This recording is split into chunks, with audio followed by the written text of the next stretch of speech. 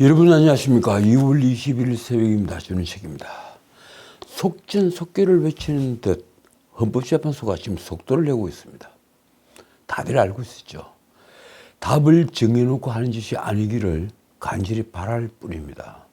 헌법재판소는 윤석열 대통령 탄핵 심판 최종 변론기일을 오는 25일로 지정을 했습니다. 헌재 소장 권한대행 이 문영배는 20일 10차 변론기를 끝내면서 이렇게 고지했습니다. 다음 기일은 2월 25일 오후 2시에 열겠다. 그날은 증거 채택은 됐으나 조사하지 않은 증거에 대한 조사를 포함해서 양측 대리인 종합변론 그리고 당사자의 최종 의견 진술 듣는 절차를 진행하겠다. 종합변론 시간은 국회 측과 윤 대통령 측이 각각 2시간으로 정했습니다. 이번 윤 대통령 탄핵 사건은 심판정의 시간을 재는 초시계를 동원을 했죠. 초시계를 동원하는 재판 들어보신 적이 있습니까? 정말 해괴한 재판으로 역사에 기록될 것입니다. 피청구인 측에 충분한 변론 시간을 주는 것은 방어권 보장의 핵심입니다. 그런데 문영배와 헌법재판소는 무엇이 그리 급해서 초시계까지 동원했을까요? 저는 아직 방송도 아닌 이 법정에서 초시계가 등장하는 것을 본 적이 없습니다. 어떻든 종합변론이 끝나고 대리인단의 최종 변론을 마치게 되면 서주위원인 정청래, 국회를 대표해서 정청래 법사위원장과 그리고 윤석열 대통령이 각각 최종 의견 진술을 합니다. 그나마 헌법재판소는 최종 의견 진술에는 시간 제한을 두지 않기로 했습니다. 아마 이영림 춘천지검장이 안중근 의사도 이런 대우는 받지 않았다. 일제시대 때 말입니다. 그런 글을 썼기 때문이 아닐까요? 어떻든 윤 대통령 측의 도태우 변호사는 선거 시스템 서버 감정 신청과 그리고 투표관리 사무원 증인 신청을 헌법재판소가 기각을 했다.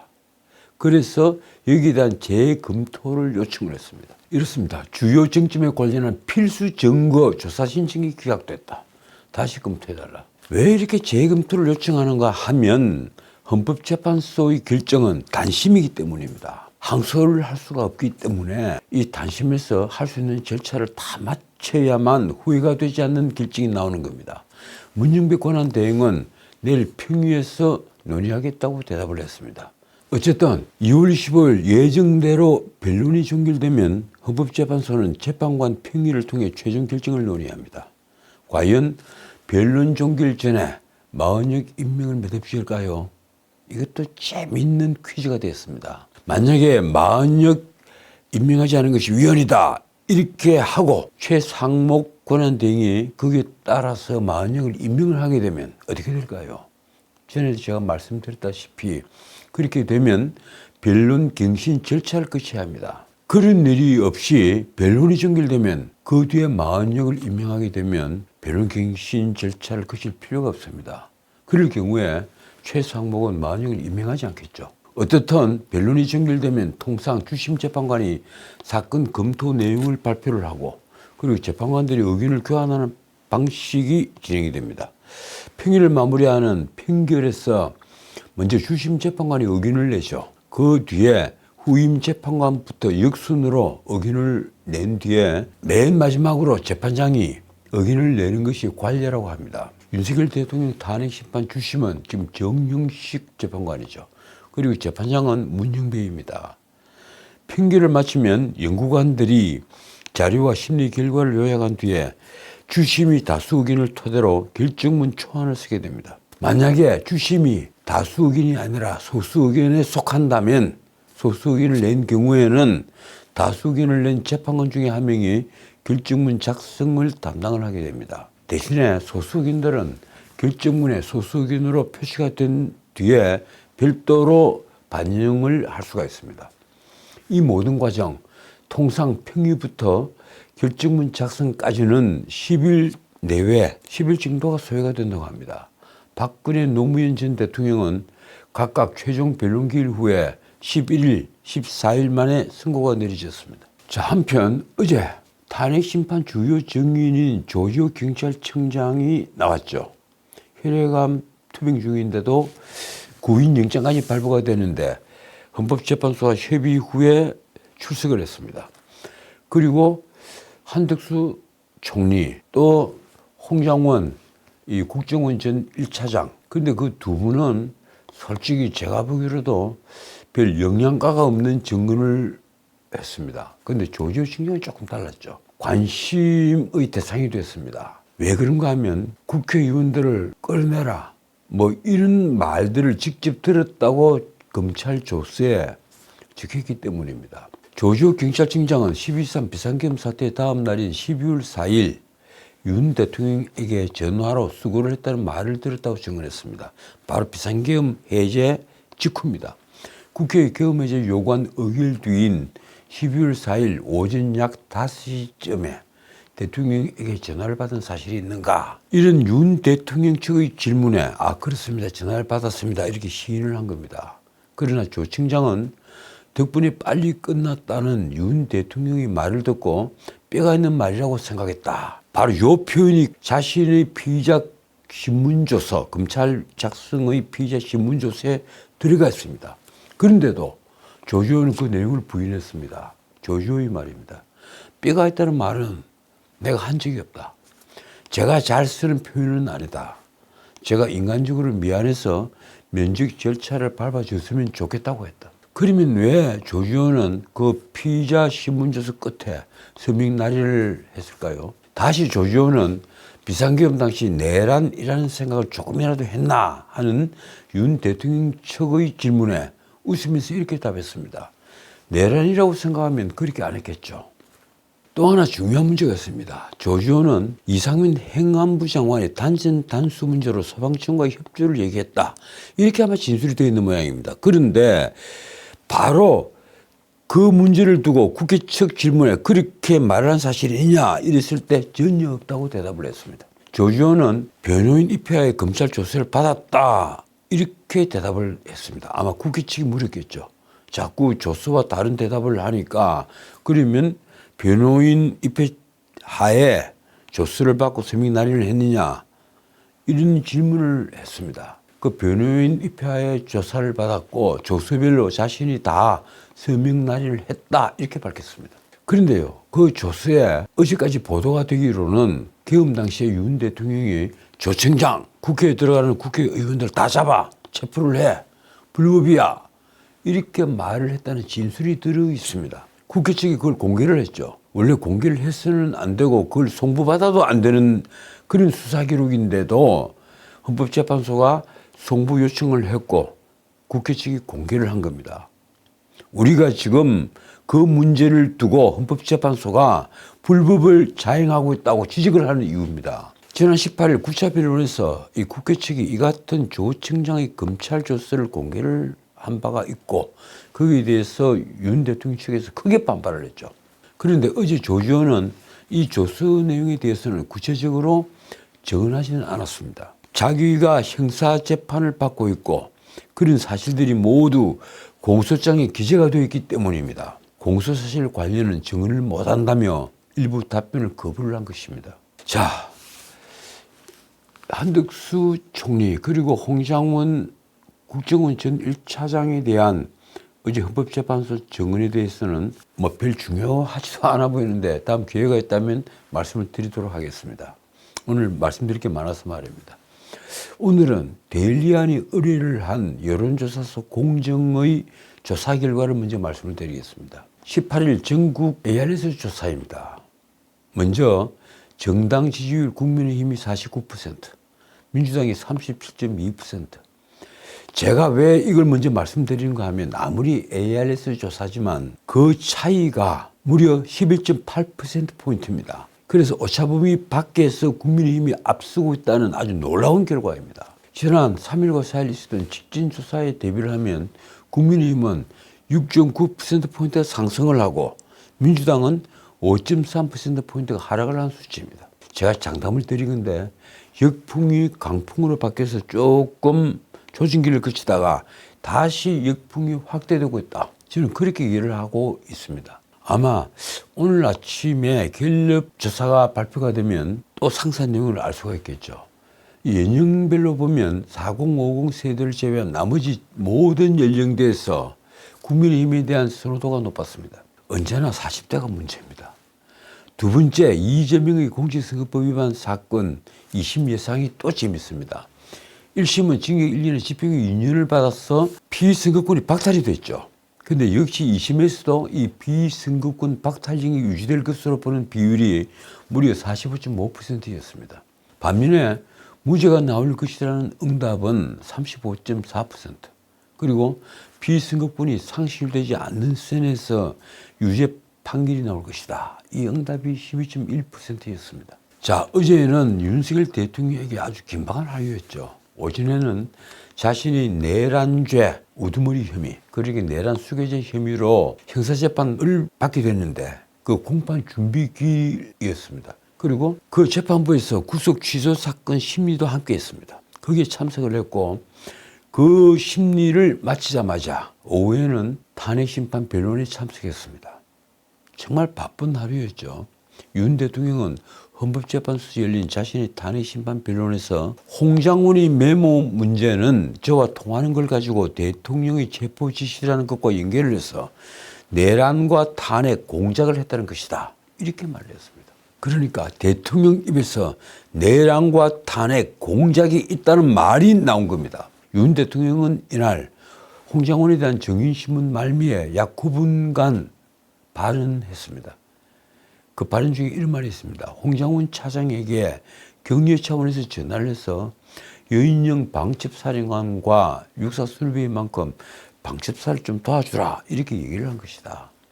그 얘기를 목적어도 없는 체포지시로 엮어서 대통령의 체포지시로 만들어냈다는 게 바로 핵심이다. 그러니까 윤 대통령 입에서 여인영 방첩사령관에게 얘기를 듣고 누구누구를 체포하라 이런 지시는 없었다는 겁니다. 그러면서 윤 대통령은 이렇게 덧붙였습니다. 홍장훈 차장이 여인영 방첩사령관과 육사순위이지 않나 라고 한 것이 가장 중요한 얘기인데 아까 홍장훈이 못 들었다고 거짓말을 하지 않나. 그러니까 헌법재판소 정인신문에서 홍장훈은 육사순위배라는 얘기를 못 들었느냐, 윤 대통령이 그런 말 하지 않더냐 이러니까 그런 얘기를 못 들었습니다 하고 대답을 한 겁니다. 윤 대통령은 홍장훈이 그 메모를 만들어 갖고 있다가 12월 5일 사표를 내고 6일에 자신이 해임되니까 대통령의 체포지시라며 엮어냈다고 주장을 했습니다. 그러면서 윤 대통령은 여인영 전 방첩사령관이 계엄 당시 정치인 등 주요 인사들에 대한 위치 파악을 지시한 것은 체포를 위해서가 아니라 동향 파악을 위해서였다고 해명을 했습니다. 하기는 이 방첩사에는 구금시설도 없다고 그러죠. 그러면서 바로 이 위치 파악 역시 이 불필요하고 잘못됐다. 그렇게 생각을 한다. 이렇게 말했습니다. 아마 지난해 12월 4일로 기억한다. 여인영 방첩사령관이 조지호 경찰청장한테 주요 인사들의 위치 확인과 체포를 부탁했다는 기사를 보고 김용현 국방장관에게 어떻게 된 거냐고 물어본 적이 있다. 이제 비상계엄이 해제가 된 다음에 신문들이 마구 폭격을 했죠. 그러면서 이 체포조 얘기가 나온 겁니다. 근데 대통령이 그걸 보고 깜짝 놀라서 김용현 국방부 장관에게 물었다는 겁니다. 어떻게 된 거냐. 문제는 이 나라 사법부와 그리고 검찰, 경찰 등 수사기관들이 법을 무시하는 태도입니다. 공수처가 가장 법을 많이 무시했죠. 게다가 이 나라에는 한 국가의 통치구조가 가지 않은 권위가 이제 완전히 무너졌습니다. 아마 이런 문명국이 있을까요? 대통령이 이제 원료국가인 미국만 하더라도 대통령의 통치에서 필연적으로 있을 수밖에 없는 어떤 문제적 결정에 대해서는 대부분 통치 행위의 범죄안으로 해석을 하는 아주 오랜 관례가 있습니다. 미국 영화 보면 많이 나오죠. 그래서 대통령의 결정은 법규의 정면으로 위배되지 않는 한 대부분은 사법심사의 대상이 되지 않는 통치 행위로 유권 해석을 하는 것입니다. 대통령의 권위는 곧 국가의 권위로서 한 번 손상되면 체명상이 될 수 있기 때문입니다. 미국이 4번의 대통령 탄핵 위기에서 3번은 하원은 통과를 했는데 상원에서 부결이 됐죠. 상원이 우리 헌법재판소 같은 역할을 하는 겁니다. 그 상원에서 부결이 됐습니다. 그럼 마지막 한 번 리처드 닉슨 대통령의 경우는 상원 표결 직전에 하야를 해서 마무리를 한 뒤에 후임자 제럴드 포드가 대통령으로 취임한 뒤에 모든 형사사건을 닉슨의 대한 모든 형사사건을 사면함으로써 미국의 국격과 함께 대통령의 권위를 지켰던 것입니다. 제가 전에 이제 말씀을 드린 바 있죠. 그런데 우리는 미국에 비해서 아주 짧은 민주주의 역사에서 이미 한 번 대통령을 탄핵해서 파면을 한 전례를 가지고 있습니다. 그리고 이번에는 현직 대통령에게 비상계엄 선포를 이유로 내란죄 프레임을 씌운 뒤에 놀랍게도 수사권이 없는 공수처가 체포영장과 구속영장을 청구하는 공개적으로 행한 극단적 만행 끝에 현직 대통령을 체포구속하는 엄청난 일을 퇴인이 벌인 것입니다. 제가 왜 공개적으로 만행을 저질렀다 이렇게 평가하는지 아십니까? 법을 정면으로 위반을 했기 때문입니다. 그런데도 이 나라 지식인들이 절반으로 쪼개져서 제대로 비판을 하지 않습니다. 어떻게 이럴 수가 있는 겁니까? 그것이야말로 권력을 쟁취하기 위해서 벌인 진짜 내란이 아니냐 이렇게 따진다면 무엇이라고 답변할까요? 내란죄에 대한 수사권이 전혀 없는 공수처가 체포영장을 청구하고 구속영장을 청구를 했습니다. 그것도 관할 법원이 서울중앙지방법원인데 그걸 비껴가서 서부법원에 말입니다. 그런데도 오동훈은 경찰력 3,700명을 동원해서 대통령을 체포하겠다고 덤비들었습니다. 현직 대통령인데 말입니다. 이것이 내란이 아니면 무엇이 내란입니까? 자, 그런데 수차례 제 방송에서 말씀드린 바처럼 공수처 검찰보다 더한 탈법과 불법을 이 나라 최고법원인 헌법재판소가 지금 태연히 저지르고 있는 것입니다. 형사소송법을 정면으로 위반을 하고 그리고 심판정 안에는 초시계까지 등장을 시켰습니다. 세상에 문민국 어느 법정에 초시계를 등장을 시킵니까? 그것은 윤석열 파면이라는 답을 미리 정해놓고 헌법재판소 심리라는 쇼를 벌이는 게 아닌가 하는 의심을 사기에 족한 것입니다. 이런 와중에 어제는 형사재판과 함께 윤 대통령에 대한 구속 취소 청구 사건에 대한 심리가 있었습니다. 윤석열 대통령 측은 이미 구속기간이 만료가 됐고 공수처에는 내란죄 수사권이 없다는 점을 들어서 윤 대통령의 구속은 불법영장에 의한 불법구속으로 즉시 석방해야 한다고 주장을 했습니다.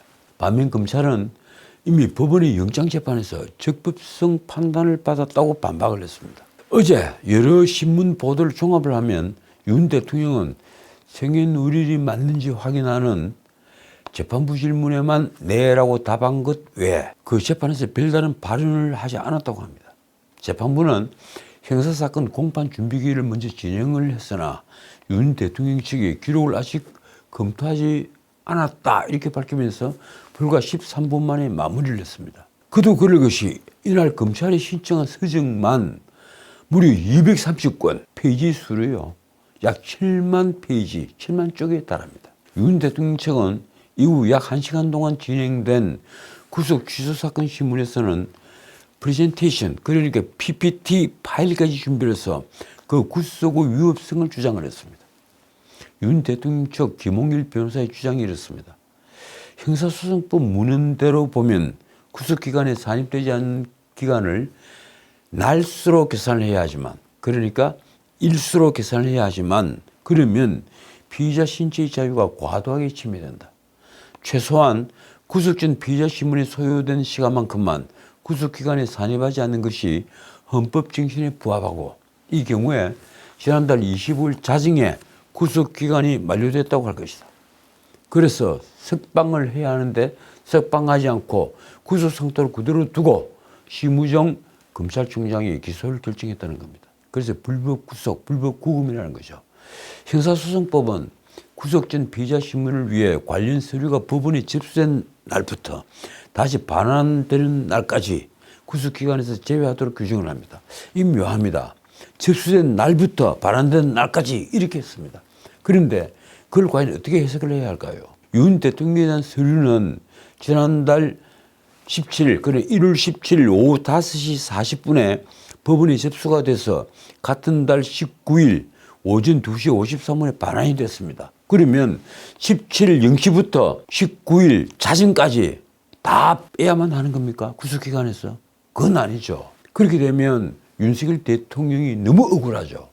시간으로 따지면 33시간 13분인데 일수로 계산하면 그게 3일에 해당되기 때문에, 그러니까 72시간에 해당이 되기 때문에 어떻게 형사소송법을 해석하느냐에 따라 이틀간의 구속기간 차이가 나는 것입니다. 그런데 검찰 주장은 이렇습니다. 법률 조문은 문헌에 입각해서 해석하는 것이 원칙인 바, 윤 대통령 구속기간은 형사소송법 조문과 지금까지 사법부 해석에 따르면 27일까지로 할 수 있고 26일에 공소장이 접수된 이 사건은 적법하게 공소가 제기됐다는 점이 명백하다. 쉽게 말하면 오후 5시가 넘어서 수사기록이 가고 그리고 새벽 2시에 수사기록이 반환이 됐는데 그걸 전부 다 하루로 다 계산해서 피고인이 이익에서 빼겠다는 겁니다. 자, 그런데 저도 판례를 찾아봤습니다만 이 점에 대해서는요, 아직 어떤 판례도 없으며 법 조문을 해석하는 데 있어 통설조차 없습니다. 자, 제 의견은 이렇습니다. 이 경우에 의심스러운 것은 피고인이 이거로, 이 로마 시대 때부터 내려오는 중요한 법원입니다. 이 법의 규칙, 법의 격언, 그걸 법원이라고 하는데 핵심적인 법원 중에 하나가 바로 이겁니다. 인두비오 프로레오. 의심스러운 것은 인두비오, 의심스러운 것은 프로레오, 레오가 피고인입니다. 프로레오. 그래서 피고인이 이걸 한다. 그것이 정의와 인권 보호에 바로 부합하기 때문입니다. 하물며 현직 대통령에 대한 인신구속에 관한 사항입니다. 윤 대통령실은 또 제가 말씀드린 대로 공수처가 내란죄 수사 권한이 없음에도 불법 수사를 한 것으로 이는 구속 취소 사유라고 주장을 합니다. 당연하죠. 이와 함께 비상계엄의 정당성도 재차 강조를 했습니다. 윤 대통령 측은 12.3 비상계엄은 거대 야당의 입법 독재로 인해 행정과 사법이 마비되어서 국가가 위기에 처하자 국민들에게 위기 상황을 호소하기 위해서 선포를 한 것이라는 윤 대통령의 주장을 반복을 했습니다. 따라서 국헌 문란의 목적이 있다거나 폭동이 있었다고 결코 볼 수가 없다는 것입니다. 그런 주장을 한 이유는 내란죄 구성 요건 중에 하나가 바로 국헌 문란으로 폭동을 한 자이기 때문입니다. 그런 국헌 문란의 의도는 전혀 없었다. 그런 목적 자체가 없었으니까 목적범인 내란 범죄가 성립이 되지 않는다는 겁니다. 한편 검찰은 윤 대통령이 비록 직무정지가 됐지만 아직 대통령이고 그리고 내란 주임무 수행자는 윤 대통령이 임명을 한 사람들로 따라서 정규임일 염려가 크다 이렇게 주장을 했습니다. 구속을 풀면 되지 않는다 이 얘기죠. 심리를 맡은 서울중앙지법 형사합의 25부 지규현 부장판사는 윤 대통령 측과 검찰 입장을 다 들은 뒤에 오전 11시 10분쯤에 종결을 하면서 이 추가인서를 내면 받아보고 숙고를 결정하겠다 이렇게 말을 한 뒤에 구속 취소 신문기일 자체를 마무리를 했습니다. 이로써 구속 취소 사건 신문은 약 57분 만에 끝났습니다. 자, 다른 문제 하나만 짚고 마치겠습니다. 이재명이 엄청난 발언을 했습니다. 이재명이 민주당은 중도 보수 정당이라는 아주 해괴한 발언을 한 것이 지금 일파만파 파장을 일으키고 있습니다. 이른바 조기 대선 말이 나오고 물밑에서 이에 대한 치열한 경쟁이 시작이 되자 지지율 30%에 딱 묶여있는 전혀 확장이 되지 않는 이재명이 외인을 넓힐 목적이 있는지 2월 18일 새날이라는 유튜버가 있다고 합니다. 그 새날이라는 유튜브에 출연을 해서 이렇게 말을 한 겁니다. 우리는 진보가 아니다. 중도 보수 정도의 포지션을 실제로 갖고 있다. 그러니까 자기들은 진보 좌파가 아니라 자기들도 보수다. 근데 그런 얘기를요, DJ 때부터 너무 많이들 하고 있습니다. 정말 오래전부터 민주당 안팎에서 민주당은 진보 정당이 아니라 보수 정당이라거나 중도 보수라고 하는 발언이 심심치 않게 있어 왔습니다.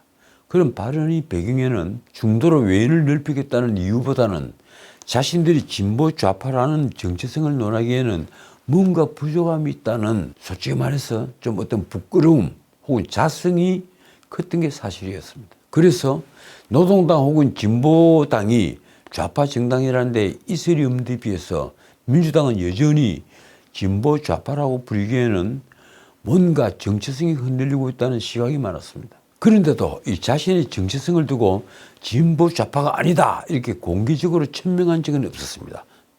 지금까지 당 지도부가 우리는 진보가 아니다 이렇게 노골적으로 치고 나온 적도 단 한 차례도 없었습니다. 그런데 이번 이재명은 달랐습니다. 자신이 기본소득 등 이른바 기본 시리즈를 말하고 국민 1인당 25만 원씩 돈을 살포하겠다며 금권 선거 유혹에서 벗어나지 못하면서도 중도 보수라고 말을 할 수 있는 배짱은 어디에서 나오는 걸까요? 국민의힘은 이재명의 그 발언에 민노총과 비굴한 연대부터 끊으라 이렇게 질타를 했습니다. 민주당과 민주노총의 관계를 비굴한 연대, 정치적 동업자로 규정을 하면서 공세를 펼친 것입니다. 비대위원장 권영세가 비대위 회의에서 한 말이 이렇습니다. 민주당은 민노총 극렬 세력의 눈치 살피기 급급하다.